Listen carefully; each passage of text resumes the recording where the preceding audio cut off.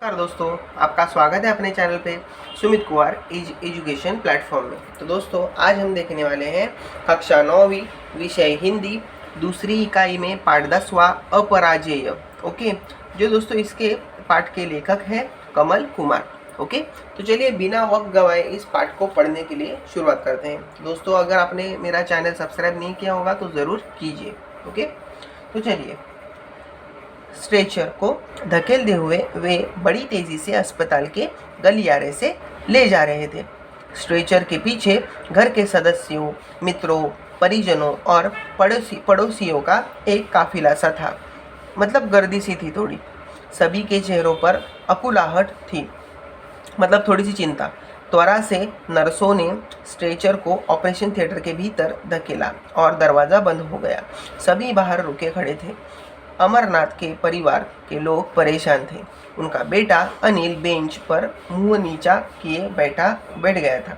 धीरज रखो, चोपड़ा ने उसके कंधे पर थपथपाए से कहा। चोपड़ा ने उसके कंधे थपथपाए थे। उम्मीद बहुत कम है। डॉक्टर ने कोई आश्वासन नहीं दिया है। पर हुआ कैसे? दुर्घटना हाईवे पर हुई थी। हम तो दोपहर से ही इंतज़ार कर रहे थे। दोबारा बाबूजी ने मोबाइल पर बताया कि वे सुबह नहीं निकल सके, इसलिए शाम तक ही पहुंचेंगे। 9 बजे तक वे नहीं पहुंचे तो सब चिंतित हुए। मोबाइल की घंटी बज रही थी पर कोई उठा नहीं रहा था। रास्ते में रुकना तो उन्हें था ही नहीं। अगर रुकते भी तो फ़ोन पर बता सकते थे। आसपास कई जगह फ़ोन किया लेकिन कुछ पता नहीं चला। रात के 1 बजे हम पुलिस स्टेशन पहुंचे। पुलिस से मदद मांगी। सुबह 5 बजे फ़ोन आया था। उन्होंने बताया कि इस नंबर की गाड़ी अलवर के रास्ते में दुर्घटनाग्रस्त हुई है। दुर्घटना स्थल पर भयावह दृश्य था, मतलब बहुत भयानक दृश्य था। परिस्थिति बहुत गंभीर थी। किसी के बचने की उम्मीद नहीं थी। अनिल धीरज को साथ लेकर गया था। भगवान मन में चिंता थी। अपनी अपनी बात कर रहे थे। अमरनाथ जैसा इंसान, उनके साथ भी यही होना था। ट्रक वाला जरूर पिया होगा, परंतु सबूत कोई नहीं था। वह तो रुका ही नहीं, वहाँ टक्कर मारकर निकल गया। इंसानियत का भी सबूत दिया होता तो ड्राइवर भी बच जाता। अधिक रक्तस्राव से उनकी मृत्यु हुई। 10 साल से इस परिवार के साथ था। 10-15 मिनट का समय भी मुश्किल से गुजर रहा था। अनिल से बताया था कि तो सबके चेहरे पर बुझ गए थे। यह कैसे हो सकता है? बच गया इसलिए हैरान हो क्या? मुझे अभी मरना नहीं था, इसलिए बच गया। वे हंसे थे। किसी की समझ में नहीं आ रहा था कि उससे बात कैसे की जाए। सब चुप थे। अमरनाथ अपनी रॉ में कह रहे थे, भाग्यशाली हूँ इसलिए बच गया। मुझे ड्राइवर का दुख है। अगर मैं उस वक्त बेहोश न हुआ होता तो उसे बचा लेता, कभी भी मरने न देता। सब चुप उनकी बात सुन रहे थे। उनकी तरफ देखकर अमरनाथ ने पूछा था, कुछ समस्या? मुझसे कुछ छिपा रहे हो तुम? क्या हुआ?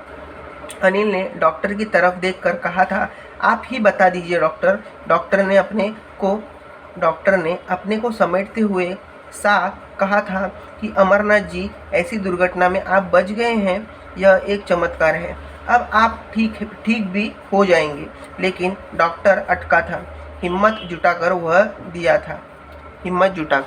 कह दिया था, ओके, देखिए आपकी टांग बुरी तरह से कुचली गई है। बिना देखभाल के 4 घंटे आप वहाँ पड़े रहे। उनमें जहर फैल गया है, इसलिए वह रुका था। ओके, आपकी टांग काटनी पड़ेगी, नहीं तो शरीर में जहर फैलने का अंदेशा है। अमरनाथ ने अपने परिवार के लोगों की तरफ, फिर डॉक्टर की तरफ देखा था और हंसे थे। टांग ही काटनी है तो काट दो। 60 साल तक इन टांगों के साथ जिया हूँ। खूब घुमक्कड़ी की है मैंने।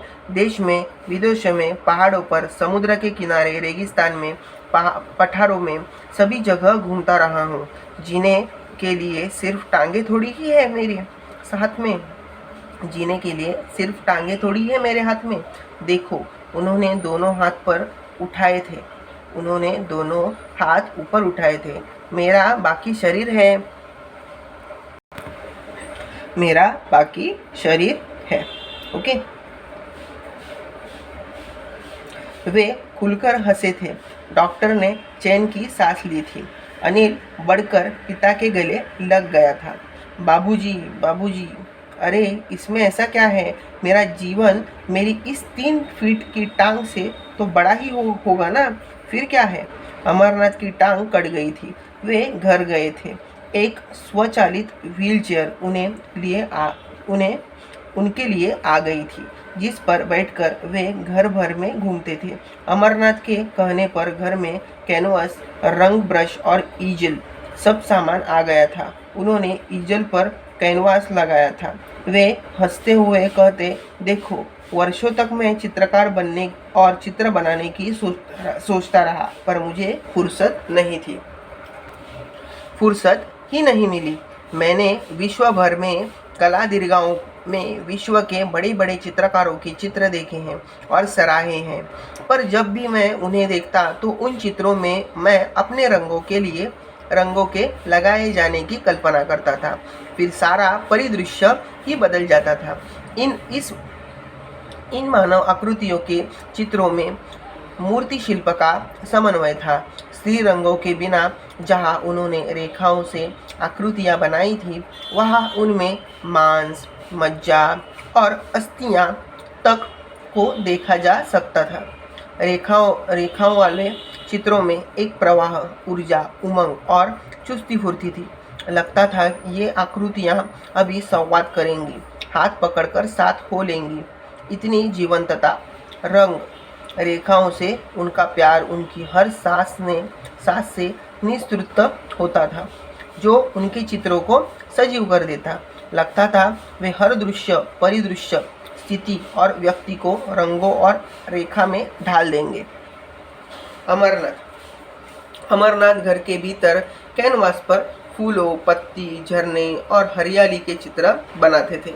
वही घर के बाहर की जितनी खुली ज़मीन थी, माली के साथ उन्होंने उस ज़मीन को तैयार करवाया था। सामने की ज़मीन में बगीचा बनाया था, जिससे रंग बिरंगे मौसम के फूल क्यारियों में लगाए थे। उन्होंने ऋतुओं के क्रम से फूलों के पौधे लगवाए थे।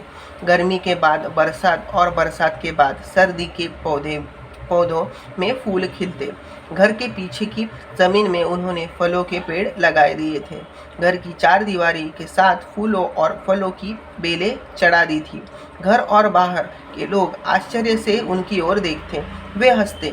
मैं जीवन का व्याकरण बना रहा हूँ, जीवन के अछूते सच के शिखर पर चढ़ने के लिए सीढ़ियाँ लगा रहा हूँ, कहकर हंसने लगते।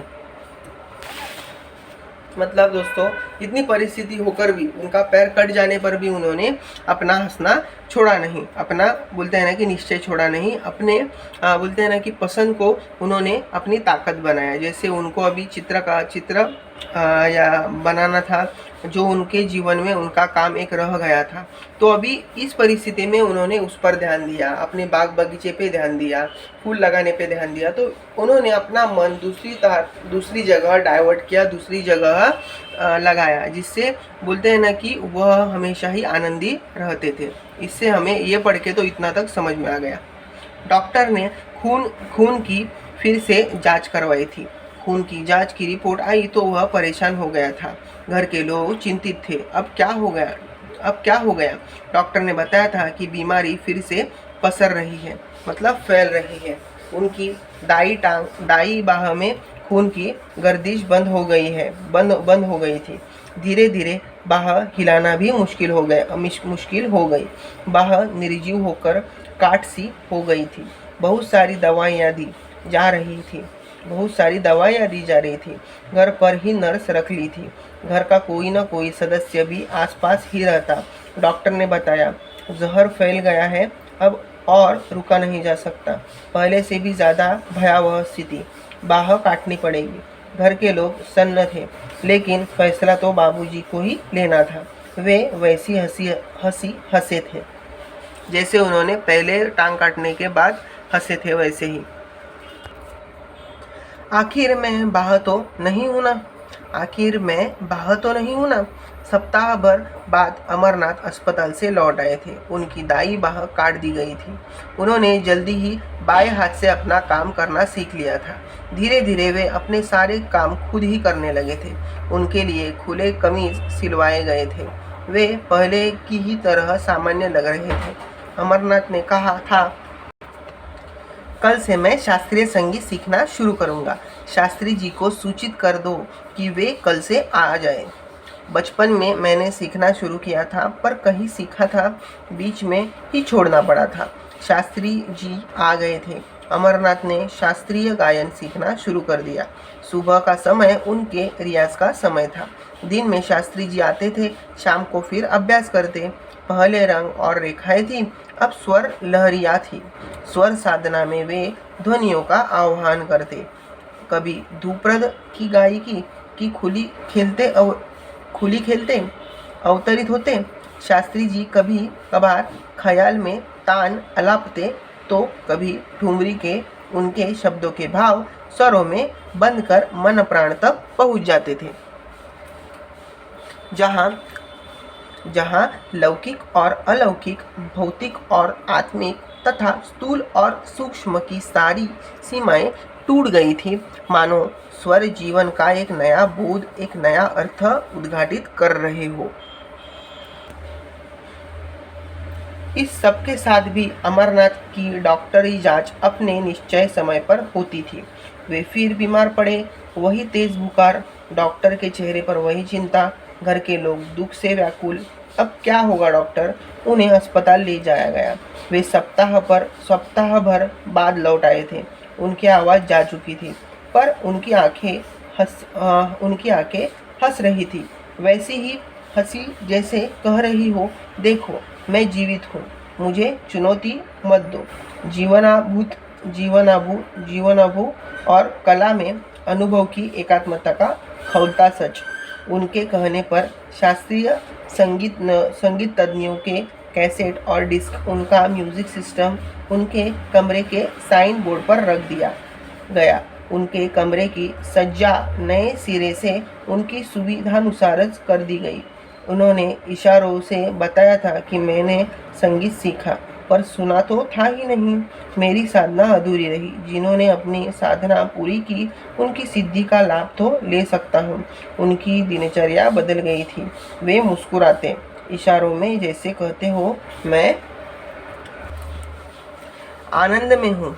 वे सुबह उठते, अपनी व्हीलचेयर पर बाहर खुले में बगीचे में बैठ जाते, पक्षियों का कलरव सुनते, सूखे पत्तों के झरने की आवाज़, कलियों के चटकने की आवाज़ें उन्हें सुनाई देती।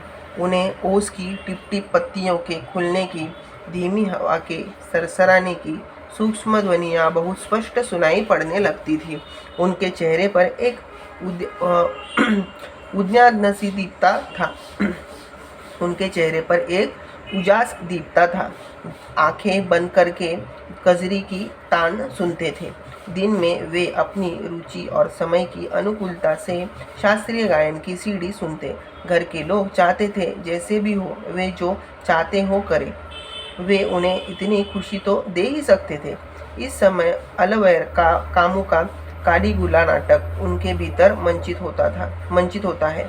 ईश्वर क्रूर रोमन शहंशाह कालीगुला बन गया है। अपनी इच्छा से वह मेरे अंगों को कटवाता जा रहा है। जैसे जैसे उसे ज़रूरत पड़ी है, उसी क्रम से वह एक एक अंग भंग कर मुझे मरवा रहा है। मुझे कालीगुला के विरुद्ध एक शांत संघर्ष करना है, क्योंकि मैं जानता हूँ कि जीवन का विकास पुरुषार्थ में है, आत्महीनता में नहीं। वे सोचते सारे गत्यावरोह समाप्त हो, निर्बंध हो मैं। जीवन का हर पल, हर वस्तु, हर स्थिति अद्वितीय हो। मेरी अपराजय आस्था जीवन के अंतिम साक्ष्य में मुझे निर्भर कर दे। अपराजय मतलब क्या दोस्तों? जिसका पराजय मतलब जिसको हरा नहीं सकते वैसे वो।